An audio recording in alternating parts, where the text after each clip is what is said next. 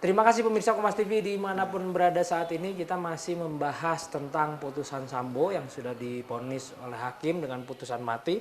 Tapi ada yang cukup menarik bahwa pandangan dari Dewan Pakar Peradi Bandung sekaligus dosen Fakultas Hukum Unikom, beliau adalah juga memang ahli dalam pidana, yaitu Dr. Musa Darul Pane, bahwa Sambo bukan mati tapi tak akan mati. Ini cukup menarik karena memang tadi sudah ada dijelaskan, variabel-variabelnya sudah dijelaskan, bahkan 4 poin yang saya tangkap dari beliau adalah banyak upaya yang bisa dilakukan kalau memang strateginya bagus dengan catatan itu.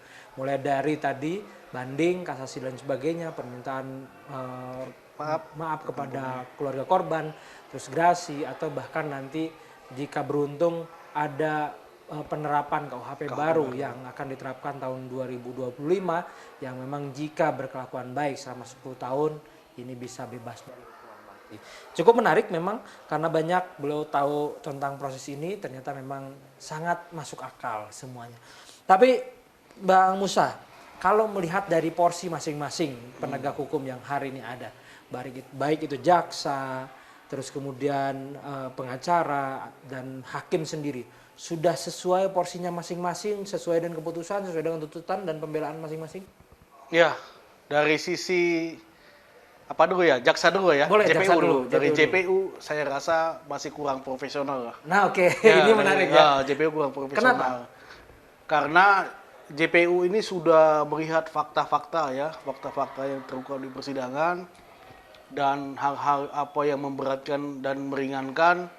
Ternyata ada beberapa terdakwa itu tidak ada hal yang meringankan. Tetapi kenapa dituntutnya tidak maksimal? Baik. Ya, tidak maksimal. Sebut saja Pak Sambo dituntut itu hanya dengan seumur hidup. Betul. PC, Kuat, dan Ricky itu hanya Di bawah 10 tahun ya? 8 tahun, di Ya. bawah 10 tahun. Bahkan yang fantastis, Eliezer ya sebagai justice collaborator diberikan hukuman di tuntutan yang tinggi ya. Iya. Kalau nggak salah berapa? 5 tahun masalahnya. Enggak, 15 tahun ya. 15 tahun. 12 tahun. Baik. Gitu, dituntut 12 tahun. Nah, ini menurut saya kurang profesional ya daripada penuntut umum. Tim penuntut umum lah ya. Tapi saya lihat juga dari beberapa penuntut umum ada yang sedih ketika tuntutan dibacakan gitu kan. Jadi saya nggak mengerti apakah mereka juga ada perdebatan mengenai untuk batas tuntutan gitu Iya, ya. iya. Lain halnya kalau ternyata ada hal-hal yang meringankan. Nah, tentu jaksa punya kewenangan untuk istilahnya memberi tuntutan yang lebih ringan lah gitu ya. Iya. Dan ini kualifikasi pembunuhan berencana yang mengerikan dilakukan di tempat kepolisian, korbannya juga polisi, dilakukan oleh perwira tinggi, jenderal gitu ya. Penegak hukum. Penegak hukum. Nah, tuntutannya seperti yang dilakukan oleh jaksa penuntut umum itu menurut saya jomplang ya, ataupun ya aneh lah, tanda tanya aneh ya. Ada apa ini gitu ya, ada Baik. apa. Semoga nanti bisa lebih baik lagi lah. Ini pelajaran ya? Pelajaran, ini pelajaran ya. Ini pelajaran. Kemudian kasusnya siapa lagi? Sambo ya. Ya Sambo kan seumur hidup, akhirnya hukuman mati. Ya. Nah, kemudian akhirnya dari semua ini hanya satu yang tidak banding jaksa. Ya, yaitu dalam kasus Eliezer. Artinya apa? Jaksa penuntut umum ya Kejagung sudah mempelajari putusan dan menghargai dan menghormati pengadilan. Betul. Dan terutama ada rasa keadilan korban yang menerima. Baik. Ya, yang sudah menerima. Itu juga dipertimbangkan. Itu dipertimbangkan. Bahkan di dalam konferensi persnya Kejaksaan Agung, peran media sosial, peran masyarakat melalui media sosial itu juga dipertimbangkan gitu. Baik. Untuk tidak melakukan upaya banding. Dengan tidak melakukan upaya banding, maka secara hukum, secara keadilan hukum, ya itu sudah terpenuhi. Berarti kan putusannya sudah berkekuatan hukum tetap. Baik. Sudah inkrah van gewis, sudah bisa dilaksanakan. Antara korban dengan pelaku sudah sama-sama deal dalam hal keadilan. Untuk kasus yang ini, Baradae dan korban itu sudah selesai. Dari segi keadilan hukum sudah tercapai. Artinya semua elemen yang ada dalam sidang semua menerima dengan baik. Semua menerima dengan baik. Baik penasihat hukum sudah maksimal ya.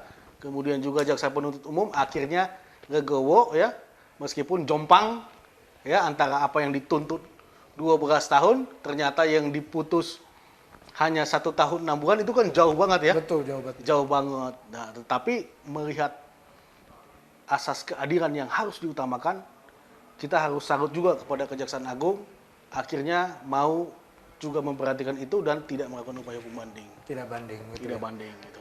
Posisi hakim. Posisi hakim, saya sepanjang ya sebagai orang yang praktisi hukum gitu ya, dan ahli hukum, saya melihat posisi hakim terbaik di dalam perkara ini. Terbaik di dalam perkara-perkara yang saya amati ya.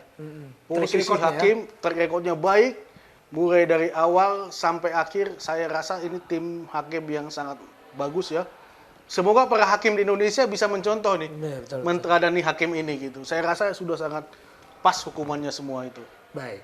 Kalau pengacara, saya pikir pada subjek dan subjektivitas masing-masing ya. Betul, kalau pengacara pada subjektivitas masing-masing. Tapi kalau saya berpendapat, untuk semua perkara terdakwa tidak ada yang bisa dibebaskan. Baik. Karena semuanya harus mempertanggungjawabkan sesuai hukumnya. Dan sudah kena delik itu ya, pasal 340, semuanya kena. Gitu. Kalau ada minta bebas karena dia, apa istilahnya, minta bebas karena dia atas dasar perintah gitu ya. Saya rasa tidak bisa lah di dalam perkara ini, berbeda. Karena dia tembak berkali-kali kan. Iya. Perintahnya mungkin sekali, tapi tembak bisa berkali-kali. Ini juga ada kesalahan Eliezer. Dan dia harus bertanggung jawab.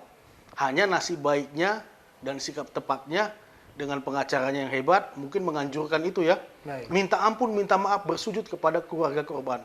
Orang tua korban. Ini yang menjadi poin kenapa Baradae bisa dihukum sangat ringan. Point of view-nya di situ? Di situ poinnya. Oke, baik. Artinya memang dalam fakta persidangan, Bang Musa juga melihat point of view-nya ada permintaan maaf menjadi poin. Menjadi poin. Dari sebuah fakta persidangan. Secara keseluruhan, vonis yang diberikan oleh hakim sudah sesuai semua? Sudah sangat sesuai. Baik, sudah sangat sesuai. Bang, terakhir, Ya. apa makna atau kemudian hikmah dari sebuah kasus ini, terus kemudian vonis dan sebagainya, apa yang bisa disuguhkan kepada masyarakat? Ini sangat baik sekali ya. Yang pertama, kejujuran harus diutamakan. Baik. Kejujuran ya. Yang kedua, kalau ada keadilan yang terusik, kita jangan diam. Jangan menjadi silent majority. Ya, mayoritasnya diam, padahal kita terganggu. Kalau kita diperkosa, harusnya berteriak. Jangan kita diam saja, apalagi bilang enak. Ini bahaya. Oke, Ya, itu juga itu yang poinnya. harus disampaikan. Jadi kita harus kepada teriakan keadilan kalau memang terusik rasa keadilan kita. Oke, baik. Itu kan. Pak Musa, terima kasih atas Oke, waktunya, cukup sama-sama. menarik bagaimana pandangan-pandangan beliau. Ternyata ada sisi lain dari memang kalau kita melihatnya hukuman mati akan dihukum mati sudah aja selesai, tapi ternyata tidak. Prosesnya cukup panjang, ini butuh perhatian publik kembali bagaimana ini akan babak baru, akan mungkin saja terbuka, tapi kita akan lihat pada episode atau kemudian pada babak baru yang akan terjadi berikutnya. Terima kasih atas kebersamaan Anda, mudah-mudahan ini bermanfaat. Pak Musa, terima kasih. Sama-sama. Beliau cukup baik menyampaikan bagaimana dari sisi pidana, karena memang beliau sangat pakar di sisi pidana, dari ahli pidana juga. Beliau juga adalah Dewan Pakar Pradi Bandung, sekaligus dosen Fakultas Hukum Unikom Bandung. Pak Musa, sekali lagi terima kasih. Siap. Mudah-mudahan informasi kita bermanfaat. Terima kasih, selamat beraktivitas. Sampai jumpa. Sampai jumpa.